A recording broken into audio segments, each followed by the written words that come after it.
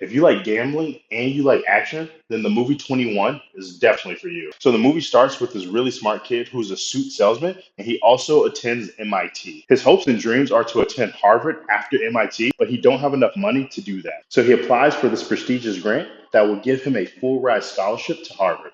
However, they only give this grant out once a year to one person. So he has to write an essay to convince the dean of Harvard that he is the correct applicant for this grant. One day in class, he shows his brilliance by answering a question from his professor with sound strategic math. He was then recruited into this special group of his peers that was also led by his math professor. They were learning how to count cards in a casino game called blackjack so they can go to Vegas and beat the odds. Now that he's part of this group and he knows how to count cards, he travels with this group every weekend to Vegas so they can rob casinos by playing blackjack. So now it's been a few months and he is reckoning a lot of money. However, at one of the casinos, there's a security guard that's been keeping tabs on him, and now he's on their trail. Fast forward a little bit, he's now back in Boston one weekend. He has this big fallout with two of his best friends, and that throws his mental state off a little bit. So the next weekend, he goes to Vegas with his gambling group. His head is still messed up from that big argument he had with his two best friends. So when he's supposed to be counting cards, he's actually gambling. So he ends up losing a ton of money. So the leader slash the professor ends up getting upset and leaving every single last one of them in Vegas. So that main smart kid ends up convincing the rest of the group that they could stay and make all that money back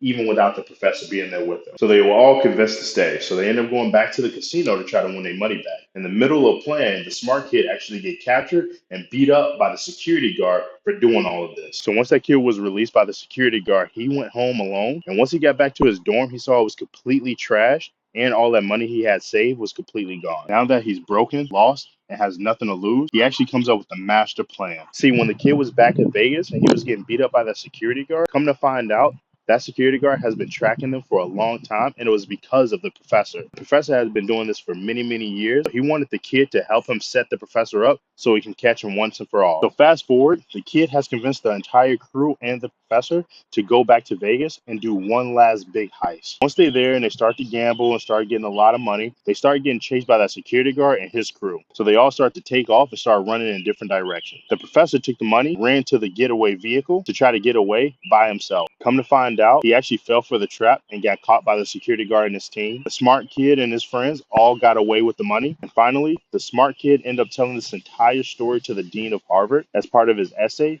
to get that prestigious grant we talked about in the beginning.